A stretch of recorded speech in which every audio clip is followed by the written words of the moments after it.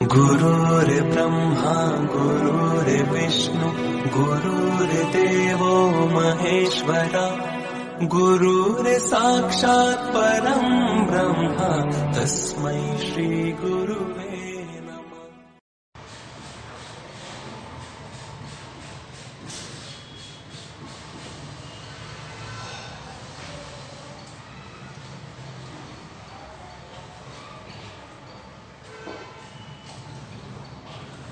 Good morning વિદ્યાર્થી મિત્રો, આજે આપણે તત્વોની ઇલેક્ટ્રોનની રચના અને આવર્ત કોષ્ટક એનો અભ્યાસ કરવો છે. સૌપ્રથમ આપણે એની અંદર ક્વોન્ટમ આંક છે એની ચર્ચા કરવી છે. ક્વોન્ટમ આંક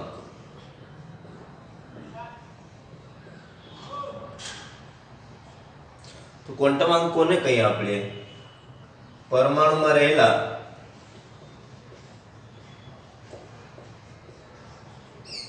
ઇલેક્ટ્રોનના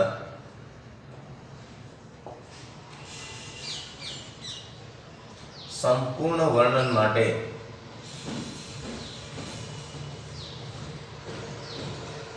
પરમાણુમાં રહેલા ઇલેક્ટ્રોનના સંપૂર્ણ વર્ણન અથવા તો ઓળખ, પરમાણુમાં રહેલા ઇલેક્ટ્રોનની ઓળખ માટે સંપૂર્ણ વર્ણન અથવા તો ઓળખ માટે જરૂરી આંકોને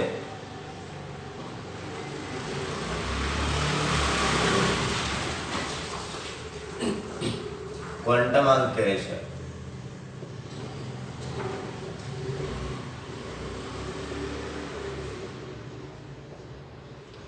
તો પરમાણુની અંદર એના પરમાણ્વીય ક્રમાંકને આધારે જેટલા પણ ઇલેક્ટ્રોન છે એ ઇલેક્ટ્રોનના સંપૂર્ણ વર્ણન માટે, ઓળખ માટે, એટલે કે એ ઇલેક્ટ્રોન છે એ કઈ કક્ષામાં છે અને એ કક્ષાને આધારે એ કઈ પેટા કક્ષકની અંદર ભરાય છે, પેટા કોષની અંદર ભરાય છે, એ આપણે જાણવું હોય તો એના માટે ક્વોન્ટમ આંકની જરૂર છે એ ઊભી થાય.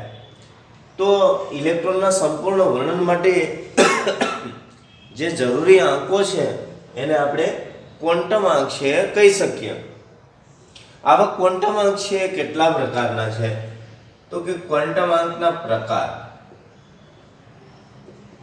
ક્વોન્ટમ આંકના મુખ્ય 4 પ્રકાર છે.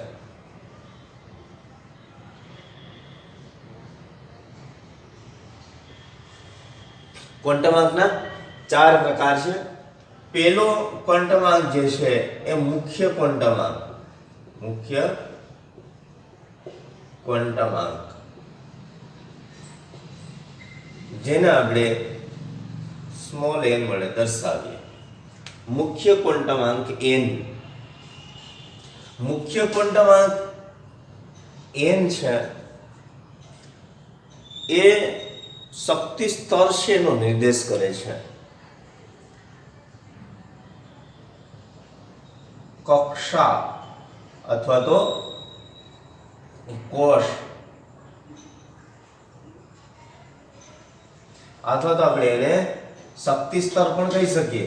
કોષ અથવા તો શક્તિ સ્તર. તો મુખ્ય ક્વોન્ટમ આંક n છે એ કક્ષા છે અથવા તો શક્તિ સ્તર છે એનો ક્રમ દર્શાવે છે.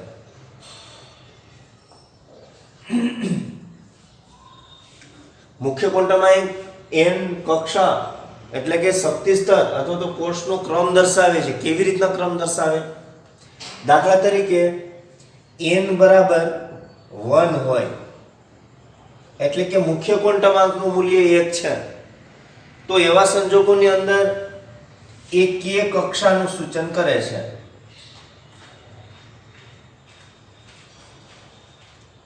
તો n બરાબર 1 k કક્ષા છે એનું સૂચન કરે છે. n બરાબર 2 હોય એટલે કે મુખ્ય ક્વોન્ટમ આંક છે 2 હોય તો એ l કક્ષાનું સૂચન કરે. મુખ્ય ક્વોન્ટમ આંક n બરાબર 3 હોય તો એ m કક્ષાનું સૂચન કરે. n બરાબર 4 હોય તો એ n કક્ષાનું સૂચન કરે. તો k l m n એમ જુદા જુદા પ્રકારની કક્ષા જે છે એનું સૂચન છે એ મુખ્ય ક્વોન્ટમાંક n કરે છે. તો મુખ્ય ક્વોન્ટમાંક n ને આધારે કક્ષાનો ક્રમ નક્કી થાય છે. એટલે કે આ પ્રથમ કક્ષા છે, બીજી કક્ષા છે, ત્રીજી કક્ષા, અને એના આધારે આવર્ત કોષ્ટકની અંદર આવર્તનો ક્રમ છે એ પણ આપણે કહી શકીએ છીએ. એટલે કે સંયોજકતા કક્ષા માટે મુખ્ય ક્વોન્ટમાંક n નું મૂલ્ય એ આવર્તના ક્રમ છે એને સમાન હોય. એટલે મુખ્ય ક્વોન્ટમાંક n ને આધારે એ પણ ખબર પડે કે કોઈ તત્વ છે એનો આવર્ત ક્રમ છે એ બીજો છે, તો એ તત્વની સંયોજકતા કોષ માટે n નું મૂલ્ય છે એટલું જ હોય. તો મુખ્ય ક્વોન્ટમાંક કક્ષા એટલે કે શક્તિ સ્તર એનો ક્રમ છે એનો નિર્દેશ કરે છે. એનો સીધો અર્થ એ થાય કે કેન્દ્રથી n નું મૂલ્ય 1 હોય તો કેન્દ્રથી ઇલેક્ટ્રોન છે પ્રથમ કક્ષામાં છે, મતલબ કે નજીક છે. તો n નું મૂલ્ય 2 હોય તો કેન્દ્રથી ઇલેક્ટ્રોન છે થોડો દૂર છે. એમ મુખ્ય ક્વોન્ટમાંક n નું મૂલ્ય વધતું જાય તો એનો અર્થ એવો થાય કે કેન્દ્રથી ઇલેક્ટ્રોન છે દૂર છે જતો જાય. તો મુખ્ય ક્વોન્ટમાંક n નું મૂલ્ય એ કેન્દ્રથી ઇલેક્ટ્રોનનું અંતર છે એનો પણ નિર્દેશ કરે છે. જેમ n નું મૂલ્ય ઓછું એમ ઇલેક્ટ્રોન કેન્દ્રની નજીક, અને જેમ n નું મૂલ્ય છે વધુ હોય એમ ઇલેક્ટ્રોન છે કેન્દ્રથી વધુ દૂર હોય. કોઈ પણ શક્તિ સ્તરની અંદર n પ્રકારની કુલ n2 કક્ષકો અને 2n2 ઇલેક્ટ્રોનની સંખ્યા છે હંમેશા હોય. એક સેન્ટેન્સ લખીએ આપણે. કોઈ પણ શક્તિ સ્તરમાં, કોઈ પણ શક્તિ સ્તર, શક્તિ સ્તર એટલે કક્ષા, કોઈ પણ શક્તિ સ્તરમાં n પ્રકારની કુલ n2 કક્ષકો અને 2n2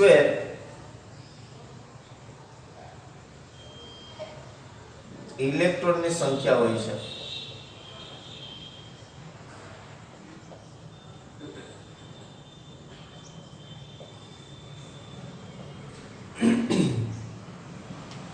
કોઈ પણ શક્તિ સ્તરમાં n પ્રકારની કુલ n2 કક્ષકો અને 2n2 ઇલેક્ટ્રોનની સંખ્યા હોય. દાખલા તરીકે કોઈ પણ શક્તિ સ્તર તરીકે હું n બરાબર 1 લઉં. n બરાબર 1 એટલે k શક્તિ સ્તર, k કક્ષા. n બરાબર 1 એટલે કે k કક્ષામાં n પ્રકારની, મતલબ n નું મૂલ્ય 1 છે એટલે એક પ્રકારની કુલ n2, n નું મૂલ્ય 1 છે તો કુલ એક કક્ષક, કુલ એક કક્ષક, એક કક્ષક કયા પ્રકારની હોય? s પ્રકારની. કુલ એક કક્ષક અને 2n2 ઇલેક્ટ્રોનની સંખ્યા 1 નો વર્ગ 1 અને એને ગુણ્યા 2 એટલે 2 અને 2 ઇલેક્ટ્રોનની સંખ્યા હોય છે.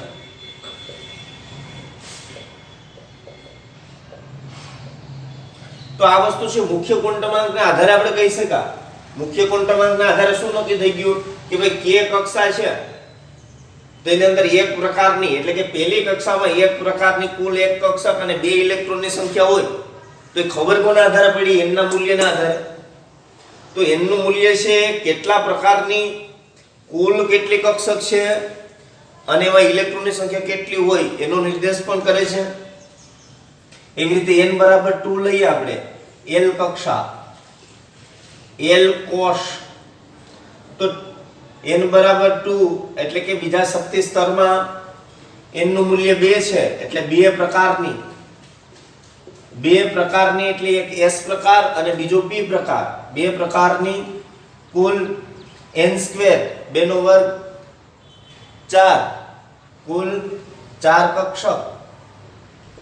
કુલ 4 બે પ્રકારની એટલે કે એક s પ્રકારની અને બીજી p પ્રકારની હોય તો p ના 3 પેટા પ્રકાર છે. p ને 3 પેટા કક્ષકો છે, px, py ને pz. તો એક S પ્રકાર ને 3 px py pz, તો કુલ કેટલી થઈ ગઈ? 4. પોલીનો નિષેધ સિદ્ધાંત છે કે કોઈ પણ કક્ષકની અંદર વધુમાં વધુ 2 ઇલેક્ટ્રોન સમાઈ શકે.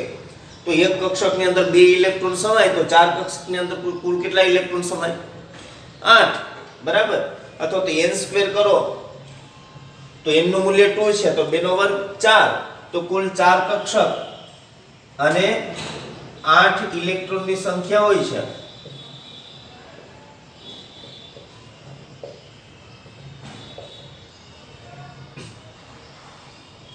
બરાબર. એવી રીતે તમે n બરાબર 3, n બરાબર 4 કે n બરાબર 5 માટે છે વાત કરી શકો છો. બરાબર. તો મુખ્ય ક્વોન્ટમાંક n, બીજો ક્વોન્ટમાંક જે છે એ કોણીય વેગમાન ક્વોન્ટમાંક, કોણીય વેગમાન ક્વોન્ટમાંક અથવા તો ગૌણ ક્વોન્ટમાંક, બીજું નામ છે એનું ગૌણ ક્વોન્ટમાંક, અથવા તો આપણે એને એજીમ્યુથલ ક્વોન્ટમાંક છે કહી શકીએ. એજીમ્યુથલ ક્વોન્ટમાંક, જેને આપણે L વડે દર્શાવીએ છીએ. તો કોણીય વેગમાન ક્વોન્ટમાંક L એ કક્ષકનો પ્રકાર છે નક્કી કરે છે. L નું મૂલ્ય જે છે, L નું મૂલ્ય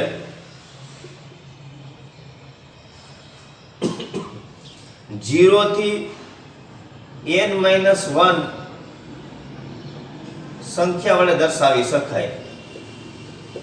સંખ્યા વડે દર્શાવી શકાય. દાખલા તરીકે L નું મૂલ્ય છે કોના આધારે નક્કી થાય? n ના મૂલ્યના આધારે. દાખલા તરીકે મારી પાસે n નું મૂલ્ય છે 0 હોય, n બરાબર 0 માટે n નું મૂલ્ય 0 છે, તો L નું મૂલ્ય 0 થી n-1, n નું મૂલ્ય 0 મૂકો તો 0 જ રહે. તો n બરાબર 0 માટે L બરાબર પણ શું મળે? 0. જો L નું મૂલ્ય 0 હોય તો એ S કક્ષકનું સૂચન કરે. એક વાત છે ધ્યાનમાં લેવાની કે L બરાબર 0 S કક્ષકનું સૂચન કરે, L બરાબર 1 એ P કક્ષકનું સૂચન કરે, L બરાબર 2 D કક્ષકનું સૂચન કરે અને L બરાબર 3 એ F કક્ષકનું સૂચન કરે. તો n બરાબર 0 માટે L નું મૂલ્ય 0 મળે છે, તો એનો અર્થ એવો થયો કે એ S કક્ષકનું સૂચન કરે છે. n બરાબર 1 લીધું હોય, બરાબર, આપણે n બરાબર 1 લઈએ તો 0 થી n-1, બરાબર. તો આપણને n બરાબર 1 માટે પણ શું મળશે? 0, બરાબર. તો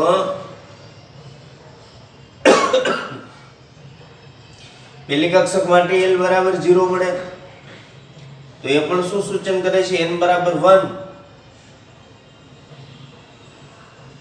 એ S કક્ષકનું સૂચન કરે.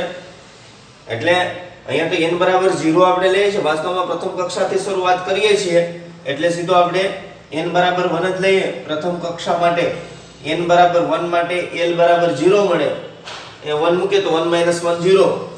L બરાબર 0 એ S કક્ષકનું સૂચન કરે. બીજી કક્ષા લીધી હોય n બરાબર 2 માટે તો n બરાબર 2 અહીંયા 2 મૂકીએ તો 2-1 એટલે 1, 0 થી 1, મતલબ L બરાબર 0 અને L બરાબર 1.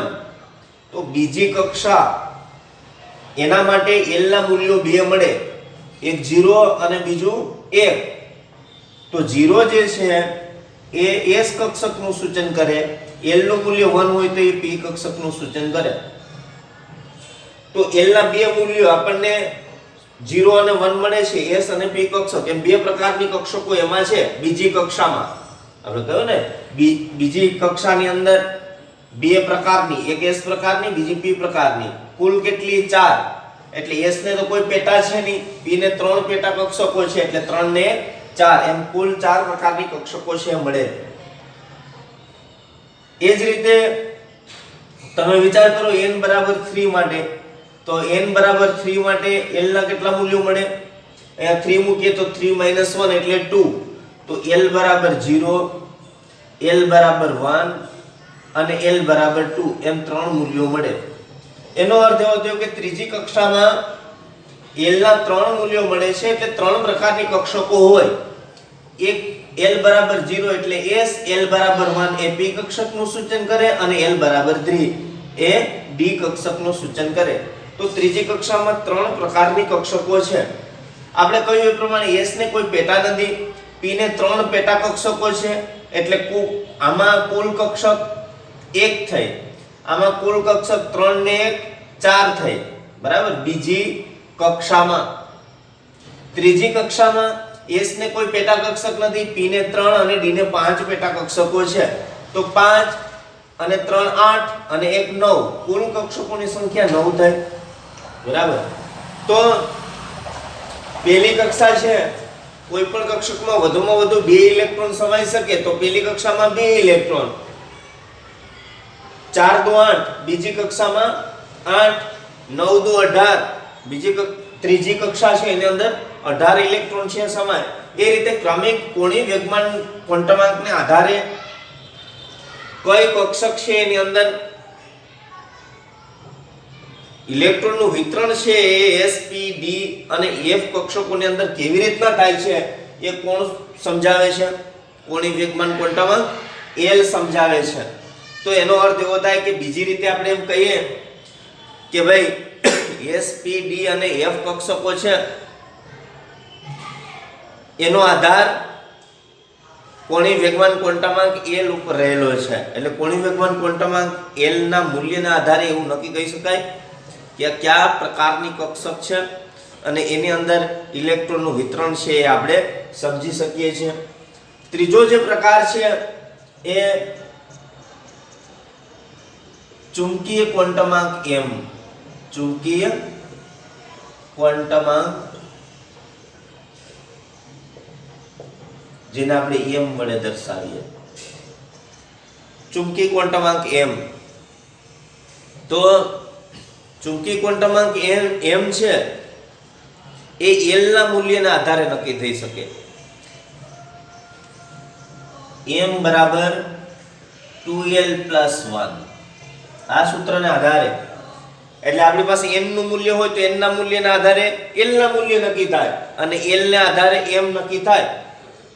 તો m બરાબર 2l + 1 જેમાં m નું મૂલ્ય છે એ +l to 0 to -l ની વચ્ચેનું હોય, બરાબર. તો m ની વચ્ચેનું મૂલ્ય છે એ હોય તો m બરાબર 2l + 1 એમાં m નું મૂલ્ય જે છે એ આપણે કહ્યું કે l ના મૂલ્યના આધારે નક્કી થાય. તો મેં n બરાબર 1 લીધું છે, બરાબર. તો n બરાબર 1 માટે l નું મૂલ્ય શું થાય? 0 થી n - 1 પ્રમાણે 0.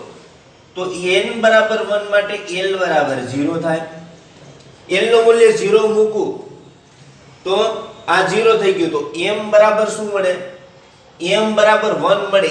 m નું એક મૂલ્ય એટલે કયું? તો કે 0, બરાબર. અહીંયા +l to 0 to -l ની વચ્ચેનું એટલે કે 0. તો m નું એક મૂલ્ય મળ્યું અને એ m નું એક મૂલ્ય એટલે m બરાબર 0.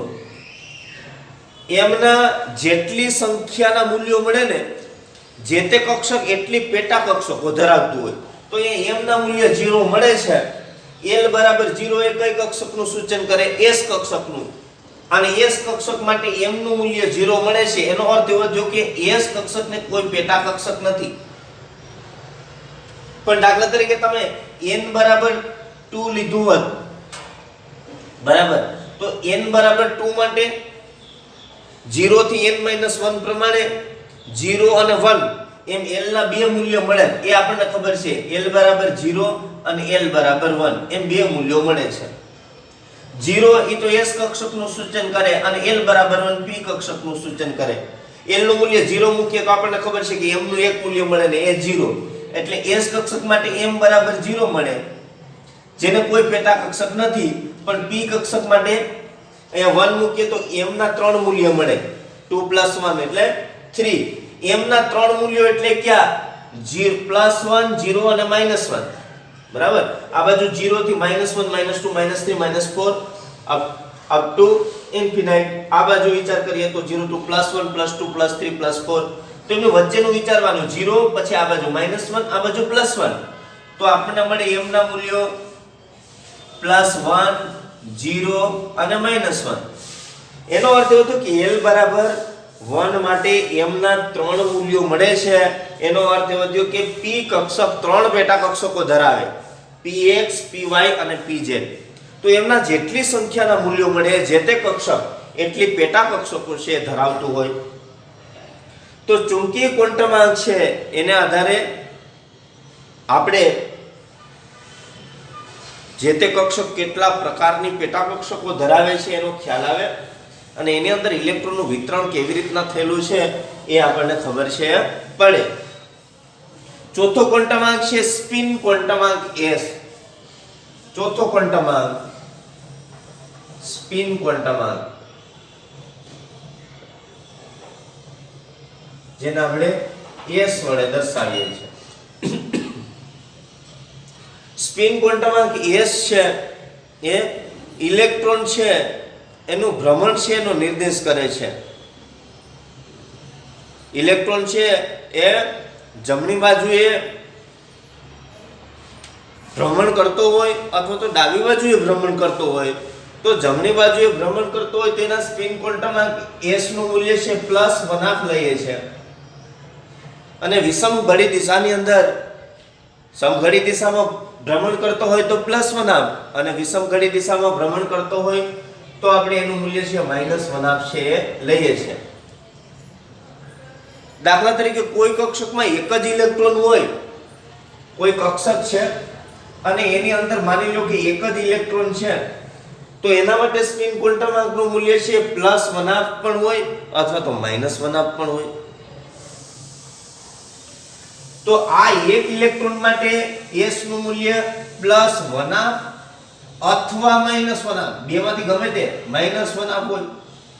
પણ કોઈ કક્ષકની અંદર બે ઇલેક્ટ્રોન હોય, કોઈ કક્ષક છે એની અંદર બે ઇલેક્ટ્રોન રહેલા છે, તો એનો સીધો અર્થ એવો થયો કે પહેલા ઇલેક્ટ્રોન માટે સ્પિન ક્વોન્ટમાંક s નું મૂલ્ય +1/2 હોય અને બીજા ઇલેક્ટ્રોન માટે -1/2 હોય. ત્યારે અને આવે, બરાબર સમજો.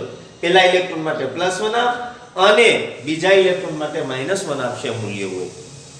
તો સ્પિન ક્વોન્ટમાંક છે એ s એને આધારે ઇલેક્ટ્રોન છે એના ભ્રમણની દિશા છે આપણે નક્કી કરી શકીએ છીએ, અથવા તો સ્પિન ક્વોન્ટમાંક s નું મૂલ્ય +1/2 અને -1/2 એ નક્કી થઈ શકે છે. આપણે ઇલેક્ટ્રોન રચના અને આવર્તની અંદર ઇલેક્ટ્રોન રચના અને સમૂહની અંદર ઇલેક્ટ્રોન રચના કેવી છે એનો અભ્યાસ છે હવે પછી છે કરીશું.